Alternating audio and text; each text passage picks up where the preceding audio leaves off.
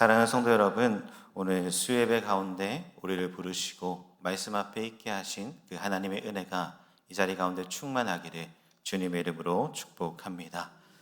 우리는 신앙생활을 하다가 보면 자주 경험하게 되는 한 가지가 있습니다. 그것은 바로 마음처럼 잘 되지 않는다라는 것이죠. 분명 우리는 언제나 늘 생각으로는 하나님을 기쁘시게 하며 살아가고 싶습니다. 말씀대로 살고 싶고, 죄는 멀리 된 삶을 살아내고 싶고, 또 이웃을, 더 나아가 원수를 사랑하고 싶은 것이 우리들의 마음 그리고 목표일 것입니다. 그런데 이상하게도 우리의 삶은 그렇지 못할 때가 더 많다라는 것입니다. 어떤 때는 하지 말아야 하는 것을 알면서도 하게 될 때가 있고, 참아야 하는 것을 알면서도 참지 못할 때도 있습니다. 사랑해야 하는 것을 알면서도 오히려 미워하고 시기하고 질투할 때가 있죠. 그럴 때 우리는 이런 생각을 하게 됩니다. 나는 왜 이 정도밖에 되지 못할까? 왜 나는 내가 마음 먹고 생각하는 대로 그렇게 살아내지 못할까? 더 나아가 주님께서 말씀하신 대로 나는 왜 해내지 못하는가 할 때가 있습니다. 사랑하는 성도 여러분, 이 문제는 단순히 우리의 의지가 약해서 생기는 문제가 아닙니다. 노력이 부족해서 생기는 것도 아니죠. 성경은 이 문제를 아주 분명하게 말해주고 있습니다. 우리 안에는 두 가지의 방향이 있다라고 말이죠. 하나는 나 중심적으로 살아가려 하는 그런 방향이고, 또 하나는 하나님을 따라 살아가려고 하는 방향입니다. 그리고 이 두 방향은 서로 충돌합니다. 그래서 우리는 신앙생활을 하면서도 늘 갈등을 경험하게 되는 것이죠. 사랑하는 성도 여러분, 그렇다면 우리는 어떻게 살아야 할까요? 이러한 갈등 속에서 어떻게 우리는 승리하며 나아갈 수 있을까요? 오늘 우리가 읽은 이 갈라디아서의 말씀에서 바울은 아주 분명한 해답을 던져주고 있습니다. 그것은 바로 성령을 따라 행하라 라고 말해주고 있습니다. 사랑하는 성도 여러분, 오늘 이 말씀은 우리에게 더 열심히 해라, 더 애쓰라 라는 말보다 성령을 따라 살아가야 하는 것이 그리스도인 된 삶의 모습임을 가르쳐 주고 있습니다. 이 말씀을 통해서 성령을 따라 살아가는 삶, 그것이 어떠한 삶인지, 그리고 그 삶이 우리의 삶에 어떻게 나타나는지를 함께 살펴보며 은혜를 나누고자 합니다. 첫째는 성령을 따라 살아갈 때 육체의 욕심을 이길 수 있다라는 것이죠. 사랑하는 성도 여러분, 바울은 오늘 본문에서 가장 먼저 우리의 삶의 방향이 어디를 향해야 하는지를 분명하게 알려주고 있습니다. 우리 5장 16절의 말씀을 다시 한 번 더 읽어보겠습니다. 시작.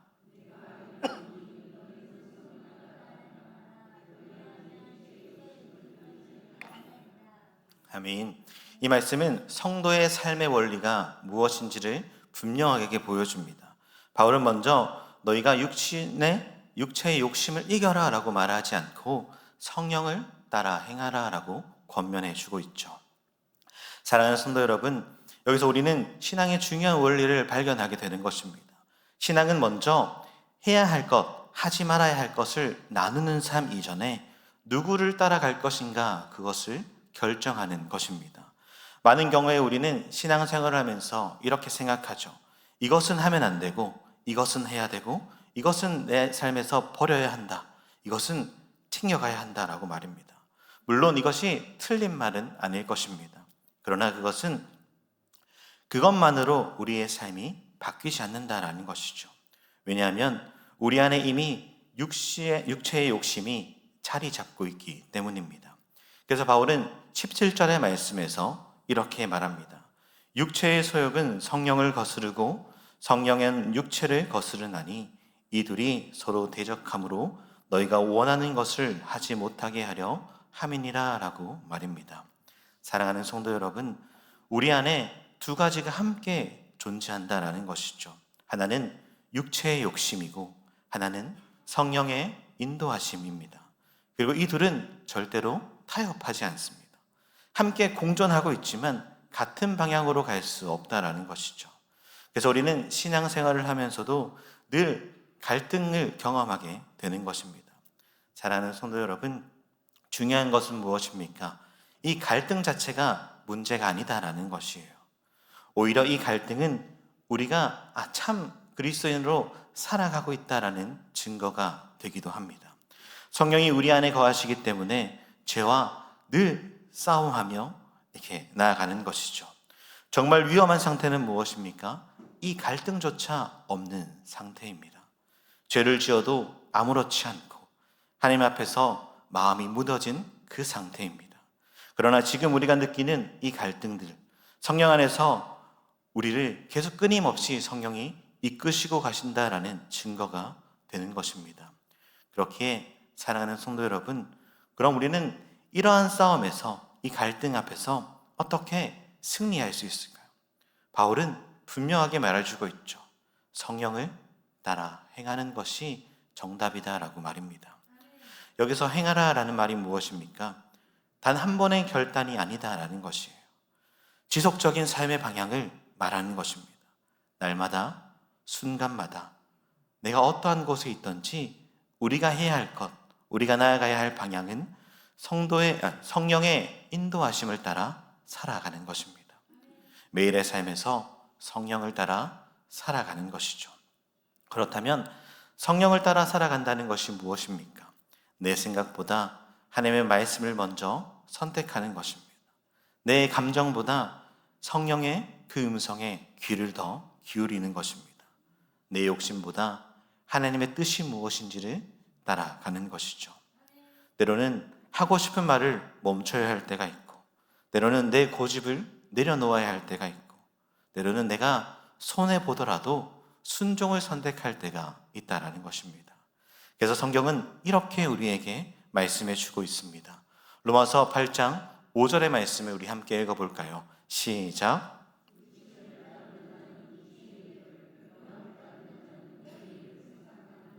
아멘. 무엇을 따라 살아가느냐에 따라 우리의 생각이 달라지고 선택이 달라지고 결국 우리의 삶의 전체가 변화되게 될 것입니다. 사랑하는 성도 여러분, 육체의 욕심은 억지로 눌러서 없어지는 것이 아닙니다. 더 강한 것을 붙들 때 그것은 힘을 잃게 되는 것입니다. 즉 바울이 얘기하고 있는 이 성령을 따라 살아갈 때야말로 육신의 욕심은 점점 약해지고 성령의 인도하심은 우리의 삶에 더 분명하게 드러날 것입니다. 마치 빛이 들어오면 어둠이 자연스럽게 사라지는 것처럼 말입니다. 성령이 우리의 삶을 이끌어 가실 때 우리 속에선 죄는 멀리하게 되고 주님을 닮아져가는 삶을 살아가게 될 것입니다. 사랑하는 성도 여러분, 그렇기에 우리가 가진 이 신앙은 버티는 삶이 아니라 이끌림 받는 삶임을 꼭 기억하십시오. 내 힘으로 견디고 이기고 버텨가는 것이 아니라 성령께서 나의 삶을 이끄실 때 순종하며 나아갈 뿐이다라는 것입니다. 오늘 우리의 삶을 한번 돌아보십시오. 나는 지금 무엇을 따라 살아가고 계십니까? 내 감정인가? 내 욕심인가? 아니면 성령의 인도하심을 따라가고 계십니까? 사랑하는 성도 여러분, 성령을 따라 살아갈 때 우리는 비로소 죄를 이기는 삶, 죄를 멀리하는 삶을 살아갈 수 있을 것입니다. 그렇기에 성령께서 오늘도 우리를 진리의 자리로, 은혜의 자리로 인도하실 때 우리는 한 걸음 한 걸음 순종하며 나아가시는 저와 여러분들이 되기를 주님의 이름으로 축복합니다. 둘째는 육체를 따라 살면 삶의 열매가 분명하게 드러난다라는 것이죠. 사랑하는 성도 여러분, 바울은 이제 무엇을 따라가야 되는지를 설명하고 이제 따라가지 말아야 될 것과 따라가야 되는 삶의 그 열매에 대해서 우리에게 말해줍니다. 삶의 두 방향이 어떠한 결과를 가지고 오는지 분명하게 보여주고 있는 것이죠. 우리 19절에서 21절의 말씀을 함께 읽어볼까요? 시작. 육체의 일은 분명하니 곧 음행과 더러운 것과 호색과 우상 숭배와 주술과 원수 맺는 것과 분쟁과 시기와 분냄과 당 짓는 것과 분열함과 이단과 투기와 술 취함과 방탕함과 또 그와 같은 것들이라. 전에 너희에게 경계한 것 같이 경계하노니 이런 일을 하는 자들은 하나님의 나라를 유업으로 받지 못할 것이요. 아멘. 사랑하는 성도 여러분, 이 말씀을 보면 한 가지 특징이 있습니다. 바울은 바로 육체의 가능성을 얘기하는 것이 아니라 육체에 따라 그냥 살아갈 때, 진리를 알지 못하고 성령의 인도하심에 순종하지 않고 그냥 흘러가는 대로 살아갈 때 열매 맺게 될 그 모습들을 나열해 주고 있습니다. 다시 말하면 이것은 어떠한 특별한 사람, 정말 악을 향해 가는 사람을 얘기하는 것이 아니라 육체를 따라 살아가는 자들의 자연스러운 모습에 대해서 설명하고 있는 것입니다. 사랑하는 성도 여러분, 여기에 나오는 목록들을 보면 두 가지 흐름을 우리는 확인할 수 있습니다. 하나는 하나님과의 관계가 무너진 모습이고, 또 하나는 사람과의 관계가 무너진 모습을 나타내주고 있습니다. 대표적으로 우상 숭배하는 것이 무엇입니까? 하나님과의 관계를 깨트리는 것이죠. 또 분쟁과 시기와 분냄은 무엇입니까? 성도들 간의 관계, 사람들 간의 관계를 무너뜨리는 모습입니다. 결국 육체를 따라가는 삶의 모습이 무엇입니까? 모든 관계를 무너뜨리는 방향으로 흘러간다라는 것을 가르쳐 줍니다. 죄는 단순한 행동이 아니죠. 관계를 깨뜨리는 힘이 바로 죄입니다. 하나님과의 관계를 멀어지게 하고 사람들 간의 그 사이를 갈라놓게 하고 결국 공동체를 무너뜨리는 것이 죄의 모습인 것입니다. 그래서 바울은 단호하게 말하고 있습니다.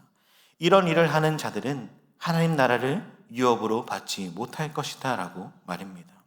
이 말은 단순한 협박을 하는 것이 아니라 너희가 삶의 방향이 어디를 향해 있는지 살펴보라 라고 말해주는 것이죠. 육체를 따라 살아가는 삶은 결국은 하나님과 반대 방향을 걸어가는 그 삶이 될 수밖에 없기 때문입니다.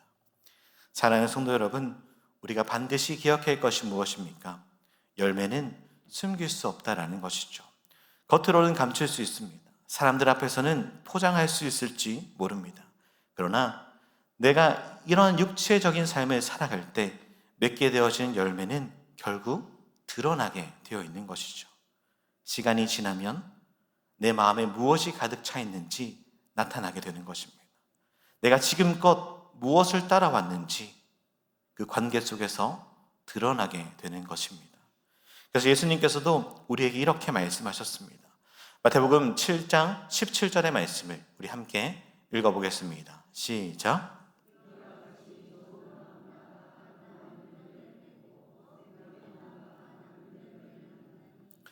아멘. 어떠한 삶을 살고 있는지는 결국 열매가 알려주는 것이죠. 사랑하는 성도 여러분, 그래서 우리는 겉으로 보이는 모습만, 그 행동만 거치려고 하지 않고 삶의 방향이 어디를 향해 있는지 늘 점검하며 살아가야 합니다. 나는 지금 무엇을 따라가고 있는지 고민해야 하고 나의 이 선택의 기준이 내 뜻인지 하나님의 뜻인지를 우리는 고민해야 합니다. 내 마음이 무엇에 더 움직이는지를 살펴보아야 하죠. 성도 여러분, 육체를 따라 살아가면 처음에는 괜찮은 것처럼 보일 수 있습니다.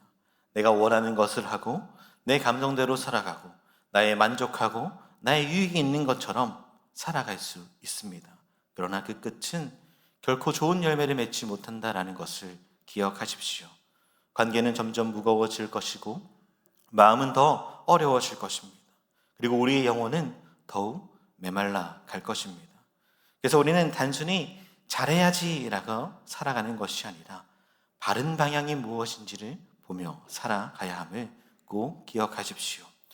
우리의 삶이 육체가 이끄는 방향이 아니라 성령이 이끄는 방향으로 나아가는 모든 성도님들이 되길 주님의 이름으로 축복합니다. 그래서 오늘 우리의 삶을 돌아보십시오. 나의 삶에 어떠한 열매가 가득 맺히고 있는지를 말입니다. 나의 삶 속에 평안이 있는가? 나의 관계 속에 아니면 갈등이 넘쳐나는가? 아니면 나의 관계 속에 사랑이 있는가? 아니면 분노와 비교가 더 많은가 하는 것입니다. 삶의 열매는 지금 내가 무엇을 따라가고 있는지를 정확하게 보여주는 기준이 될 것입니다. 그러므로 우리는 그 방향을 점검하여 다시 육체의 삶이 아니라 성령을 따라 살아가는 삶으로 돌아갈 수 있어야 합니다. 사랑하는 성도 여러분, 우리의 삶이 하나님을 기쁘시게 하는 그 열매로 가득한 삶이 되기를, 성령의 인도하심을 따라 살아가기를 힘쓰는 모두가 되기를 주님의 이름으로 축복합니다. 마지막 셋째는 성령을 따라 살아가면 성령의 열매가 맺힌다라고 바울은 얘기해 줍니다. 바울은 이제 마지막으로 그럼 성령을 따라 살아가는 삶의 모습이 무엇인가, 어떠한 열매를 맺히는가라고 우리에게 분명하게 가르쳐 주고 있죠. 우리 22절과 23절의 말씀을 함께 읽어볼까요? 시작. 오직 성령의 열매는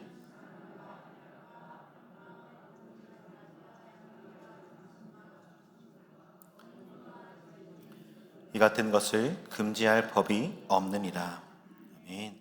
사랑하는 성도 여러분, 이 말씀을 보면 중요한 표현이 하나 나옵니다. 성령의 열매라는 것이죠. 바울은 여기서 열매들이다 라고 표현하지 않고 그냥 열매다 라고 얘기합니다. 이 말이 무엇입니까? 이 성령의 9가지 열매가 따로 떨어진 것이 아니라 그리스도인, 그리고 즉 그들이라면, 성도라면 이 모든 모습이 삶 가운데 담겨 있어야 함을 말해주는 것이죠. 성령을 따라 살아가는 삶은 한두 가지 모습만 바뀐다고 삶이 전체가 바뀌는 것이 아닙니다. 모든 삶이 주님을 닮아 살아가는 자로 바뀌어야 하죠. 다시 말하면 이것은 겉모습만 달라진다고 성도가 아니다라는 것이에요. 속사람이 바뀌고 그 변화가 삶 가운데 주님을 따라갈 때, 믿음으로 살아갈 때 자연스럽게 열매 맺어지는 것이다 라는 것을 보여줍니다. 사랑하는 성도 여러분, 이 열매들을 보면 한 가지 공통점이 있죠. 그것은 모두 관계 속에서 드러나는 열매들이라는 것입니다. 사랑과 희락과 화평과 오래 참음과 자비와 양선, 그리고 충성과 온유와 절제, 이 모든 것은 혼자 있을 때 열매 맺어지는 것이 아닙니다. 사람과의 관계 속에서, 또 하나님과의 관계 속에서 나타나는 열매임을 꼭 기억하십시오. 그렇게 성령 충만한 삶은 특별한 경험을 나타내는 것이 아니라 모든 관계 속에서 하나님께서 있게 하시는 그 순간순간마다 드러나는 삶의 열매들인 것입니다. 그렇게 성령을 따라 살아가는 삶은 예배 시간만 거룩한 삶을 풍기는 사람이 아니라 우리의 일상생활에서도, 주님께서 맡겨진 그 삶의 자리에서도 달라지는 사람입니다. 말하는 것이 달라지고 반응하는 것이 달라지고 사람을 대하는 태도, 그 모든 것이 달라지는 것을 말하는 것이죠. 이 열매는 억지로 우리가 만들려고 해서 만들어지는 것 또한 아닙니다. 노력으로 가꾸고 싶어서 가꾸어지는 것도 아니죠. 이 열매는 생명 안에서, 주님 안에서 자연스럽게 맺어가는 열매임을 잊지 마십시오. 그래서 중요한 것이 무엇입니까? 열매를 맺으라라고 애쓰라라고 바울은 얘기하지 않습니다. 성령 안에 거하라, 성령을 따라 행하라 라고만 말하고 있을 뿐이죠. 예수님도 이렇게 말씀하셨습니다. 우리 요한복음 15장 5절의 말씀을 함께 읽어볼까요? 시작. 나는 포도나무요 너희는 가지라. 그가 내 안에 내가 그 안에 거하면 사람이 열매를 많이 맺나니 나를 떠나서는 너희가 아무것도 할 수 없음이라. 아멘. 가지된 우리가 해야 하는 역할이 무엇입니까? 열매를 만들려고 애쓰는 것이 아니라 그저 나무에 붙어있는 것, 그것뿐입니다. 사랑하는 성도 여러분, 그렇게 성령을 따라 살아간다는 것은 내 힘으로 나의 삶을 바꾸는 것이 아니라 성령께서 나의 삶을 조명해 주시고 지도해 주시고 깨닫게 해주시는 그 변화에 내 자신을 맡기는 것이 성령을 따라 살아가는 삶인 것입니다. 그래서 바울은 오늘 본문에서 24절에 이렇게 얘기하고 있죠. 이것도 함께 읽어보겠습니다. 시작.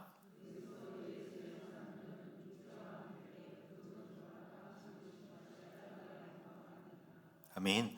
성령을 따라 살아가는 삶은 죄와 타협하며 살아가는 삶이 아니라 이미 십자가에 못 박힌 사람답게 살아가는 것임을 잊지 마십시오. 그렇게 나아갈 때 우리의 삶에 좀 더딜지 몰라도 조금씩 변화가 일어나기 시작할 것입니다. 전에 쉽게 화를 내던 사람이 이제는 참고 기다리는 사람으로 변화되어질 것이고, 전에 미워만 보였던 사람이 이제는 하나님의 그 사랑으로 이해하고 품게 되는 경험을 하게 될 것입니다. 예전에는 자기만 생각했던 그런 사람이 이제는 다른 사람을 세우는 삶으로 바뀌게 되어진다라는 것이죠. 이것이 바로 성령의 열매가 맺는 그런 놀라운 은혜입니다. 그리고 바울은 이렇게 말하죠. 이 같은 것들을 금할 법이 없느니라 라고 말입니다. 이 말은 성령의 열매는 율법을 뛰어넘는다라는 것입니다. 율법은 하지 말라, 이것을 해라 라고 말하지만 성령은 이렇게 살아가게 하신다라는 것을 이루어 가시는 분이시죠. 사랑하는 성도 여러분, 그래서 신앙은 억지로 맞추는 것이 아니라 변화에 순종하며 나아가는 삶임을 잊지 마십시오. 사랑하는 성도 여러분, 오늘 우리의 삶 다시 이 말씀 앞에 점검해 보길 소망합니다. 나의 삶 속에 이 성령의 열매가 맺히고 있는가? 나의 말과 나의 행동 속에 이 사랑과 온유와 절제가 분명하게 나타나고 있는가? 성령을 따라 살아갈 때 우리의 삶은 반드시 변화되게 되어 있습니다. 그리고 그 변화는 내 안에 내 감정에만 머무는 것이 아니라 주변의 사람들을 살리는 열매로 나타나게 되어 있습니다. 그렇기에 이 성령의 열매를 생각하실 때에 그냥 나의 신앙의 한 부분, 일부분이다라고 여기지 않고 이 열매를 통해서 우리의 주어진 가정을 살리게 되고 무너졌던 관계를 살리게 되고 공동체를 하나님 앞에 세우는 그 은혜의 자리 가운데 역사함을 바라보는 저와 여러분들이 되기를 주님의 이름으로 축복합니다. 그래서 우리의 삶이 이 성령의 열매가 가득가득 맺혀 주님께서 원하시고 바라시고 그리고 칭찬하시는 그런 모든 사랑의 관계들을 그리고 은혜의 관계들을 맺는 모두가 되기를 주님의 이름으로 축복합니다. 말씀을 맺겠습니다. 사랑하는 성도 여러분, 오늘 우리의 말씀을 통해서 우리 안에 두 가지의 방향을 함께 살펴보았습니다. 하나는 육체를 따라가는 삶, 또 하나는 성령을 따라가는 삶의 모습이었습니다. 육체를 따라 살아가면 결국 관계는 다 무너지고 하나님과의 관계도 사람들과의 관계도 다 무너지게 되는 것이죠. 그러나 성령을 따라 살아가면 우리의 삶 가운데 이 성령의 열매를 맺으며 살아가게 되는 것입니다. 그래서 결국 신앙은 얼마나 애쓰느냐가 아니라 누구를 따라 살아가야 하는 것인지를 살펴보았습니다. 그리고 바울은 마지막으로 이렇게 우리에게 권면해 주고 있습니다. 우리 갈라디아서 5장 25절에서 26절 우리 마지막으로 함께 읽겠습니다. 시작.